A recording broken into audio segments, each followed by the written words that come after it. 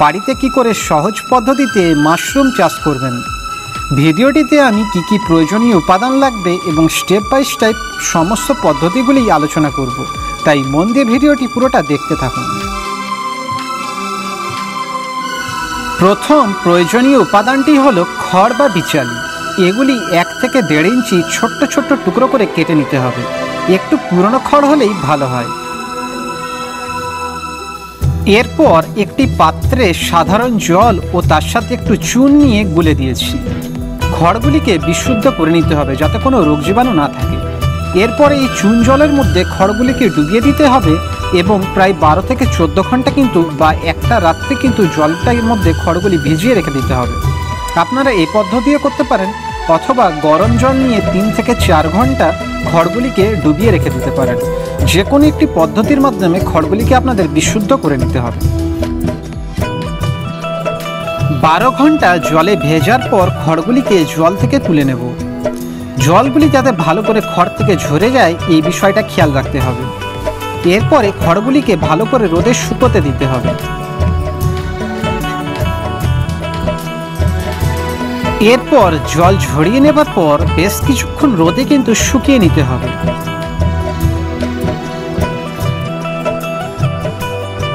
এরপর খড় সংক্রান্ত একটি গুরুত্বপূর্ণ বিষয় বলবো, মন দিয়ে শুনবেন। ঠিক কতটা পরিমাণ শুকোবেন খড়গুলি। দেখুন, হাত দিয়ে যখন আমি ধরছি হাতে জল লেগে থাকছে না, কিন্তু একটা ময়েস্ট বা ভেজা ভেজা ভাব রয়েছে। খড় থেকে জল টস করে গড়িয়ে পড়ছে না। ঠিক এইরকমই খড়ের মধ্যে একটা ময়েস্ট ভেজা ভেজা ভাব থাকবে, কিন্তু খড় থেকে জল ঝরে পড়বে না। এইরকমই শুকিয়ে নিতে হবে। এরপর দ্বিতীয় গুরুত্বপূর্ণ উপাদানটি হলো মাশরুমের স্পন। আমার হাতের যে প্যাকেটগুলি দেখছেন এগুলি হলো মাশরুমের স্পনের প্যাকেট।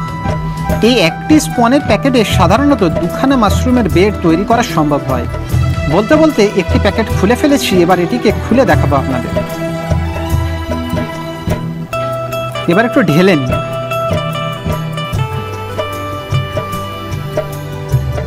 প্যাকেট থেকে ঢেলে নেবার পর ঠিক এইরকমই দেখতে লাগে মাশরুমের স্পনগুলি। দেখছেন একটার সাথে একটা লেগে রয়েছে, এগুলিকে একটু ভেঙে ছোট ছোট টুকরো করে নিতে হবে।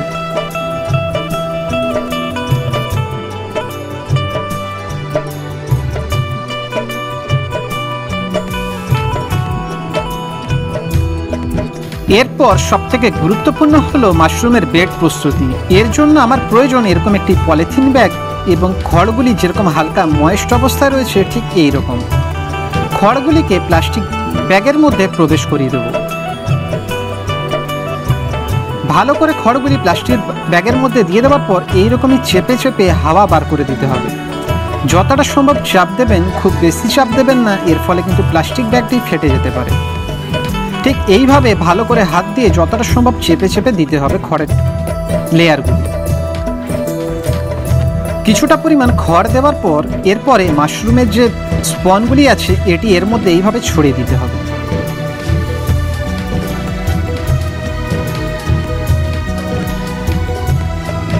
অল্প সংখ্যক ছড়িয়ে দেওয়ার পর ঠিক একই রকমভাবে আবার রিপিট করব।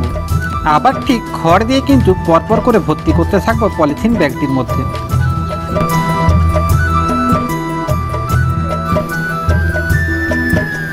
কিছুটা পরিমাণ খড় দেওয়ার পর ঠিক একই রকমভাবে আবার ঠিক চাপ দিয়ে ভিতরে যে বায়ুগুলি রয়েছে বাতাসগুলি বাইরে বার করে দিতে হবে।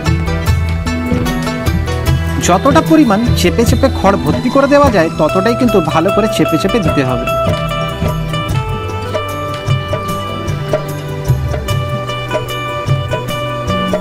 ঠিক একই রকম বারে যেরকম বললাম, খুব ভালো করে চাপ দিয়ে ভিতরের বায়ু বা বাতাসগুলি বার করে দিতে হবে। এরপরে দ্বিতীয় মাশরুমের স্পনের লেয়ার আবার দেব। এরপরে আবার ঠিক একই রকমভাবে এইরকমভাবে স্পনের লেয়ারগুলি ছড়িয়ে দেব।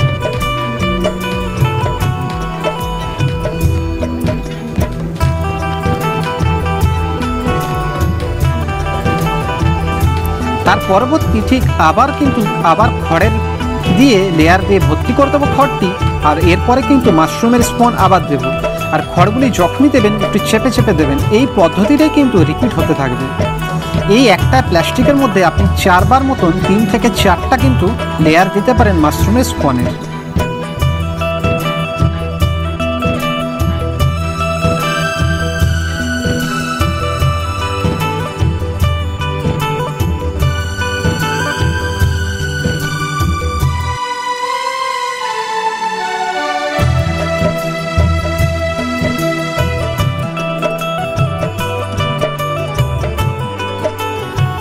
আমি এই মাশরুমের বেডটির মধ্যে 4খানা টোটাল স্পনের লেয়ার দিয়েছি।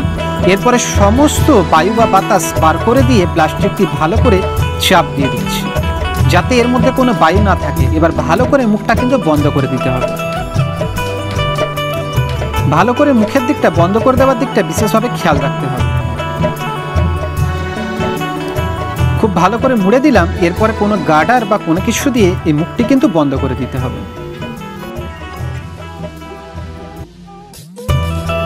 আমি আরও একটি বেড প্রস্তুত করে নিয়েছি। এই বেড প্রস্তুতি করার পর একটি গুরুত্বপূর্ণ কাজ হলো একটি পেন বা কোনো কিছু দিয়ে 5 থেকে 6টি ফুটো করে দেবেন প্লাস্টিক ব্যাগের মধ্যে, যাতে বায়ু চলাচল হতে পারে। আমি এখানে তুলোর ব্যবহার করিনি। আপনারা কি করতে পারেন, যে জায়গাটি ফুটো করছেন সেইখানে কিন্তু একটু করে তুলো গুঁজে দিতে পারেন।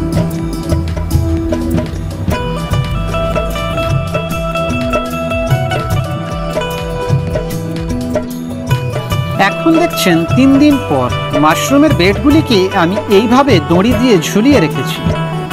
এবারে বলি মাশরুমের বেডগুলি কোথায় রাখবেন। এমন একটি জায়গায় রাখবেন যাতে ডাইরেক্ট সানলাইট না লাগে। তা বলে এমন নয় আপনি অন্ধকার ঘরে রেখে দেবেন। অবশ্যই এর জন্য লাইটের খুব একটা প্রয়োজন নেই, কিন্তু বাতাস যাতে বাইরের বিশুদ্ধ বাতাস রুমে প্রবেশ করতে পারে এই বিষয়টা কিন্তু আপনাকে খেয়াল রাখতে হবে। এখন দেখছেন 15 দিন পর একটু একটু করে পরিবর্তন দেখা দিচ্ছে। 15 দিন পর আপনাদেরকে বিশেষ যে কাজটি করতে হবে, জলের স্প্রে করা শুরু করতে হবে। সকাল আর বিকেল 2 সময় কিন্তু এই মাশরুমের বেডগুলিকে ভালো করে জলের স্প্রে করা শুরু করতে হবে। কিন্তু এতদিন 15 দিন অবধি আমি কিন্তু কোনো জলের স্প্রে করিনি।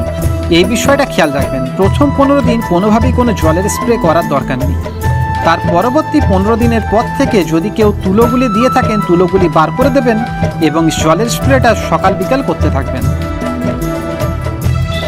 এখন দেখছেন 28 দিন পর বেশ কিছুটা পরিবর্তন লক্ষ্য করা যাচ্ছে। মাশরুমের বেডগুলি দেখছেন পুরো সাদা সাদা হয়ে গিয়েছে, অর্থাৎ স্পনের মাইসেলিয়ামগুলো যেগুলো ছিল চারদিকে কিন্তু ছড়িয়ে পড়ছে। এটি একটু পরে করার জন্য ওটা একটু লেট হয়েছে, বাকিগুলো কিন্তু ভালো ডেভেলপমেন্ট দেখতে পাচ্ছি।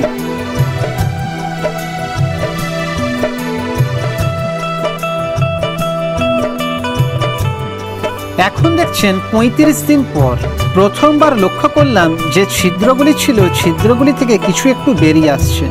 ভালো করে লক্ষ্য করে দেখুন, আপনারাও দেখবেন মাশরুমের প্রথম গুটিগুলি কিন্তু বেরিয়ে আসছে। এই বেডটি একটু আগে প্রস্তুত করেছিলাম, এটি থেকে কিন্তু অনেকগুলি কিন্তু গুটি বেরিয়ে আসছে বাইরের দিকে।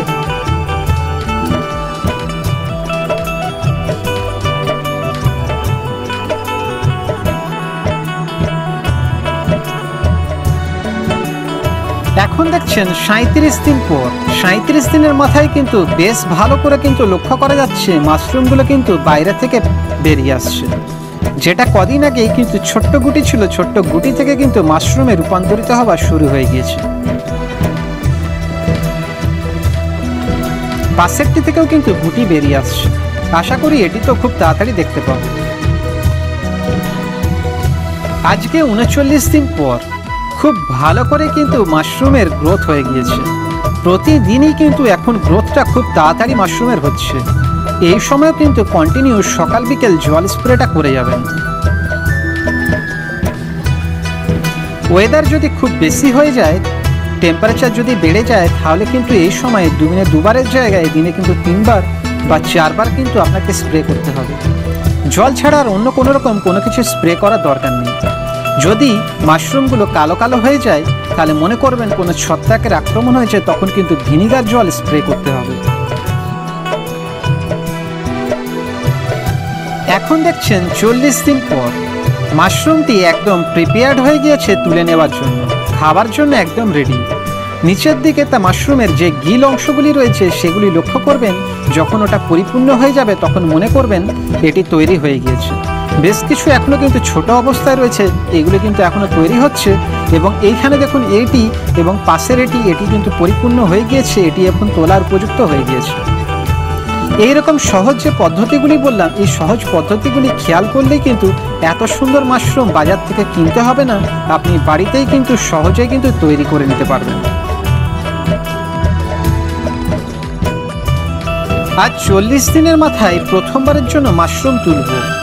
দুটি হাত উপর আর নিচের দিকে রাখলাম নিজের সুবিধা মতন। এরপরে বেশি কিছু না, একটু উপরের দিকে এবং একটু নিচের দিকে হালকা করে ঘুরিয়ে দিলেই অনায়াসে কিন্তু বেরিয়ে আসবে। দেখুন একটু হালকা করে ঘুরিয়ে দিতে খুব সুন্দর বেরিয়ে চলে এলো মাশরুম। একটি বেড থেকে একবার মাশরুম পাওয়ার পর আবারও কিন্তু পাওয়া যেতে পারে, তাই বেডটি নষ্ট করবেন না, এটি থেকে কিন্তু আবারও মাশরুম পাওয়া যেতে পারে। সম্পূর্ণ মাশরুমটি 40 দিনের মাথায় আজকে তুলে নেবার পর আমার তো দারুণ অনুভূতি হচ্ছে। নিজের হাতে তৈরি করলাম মাশরুম।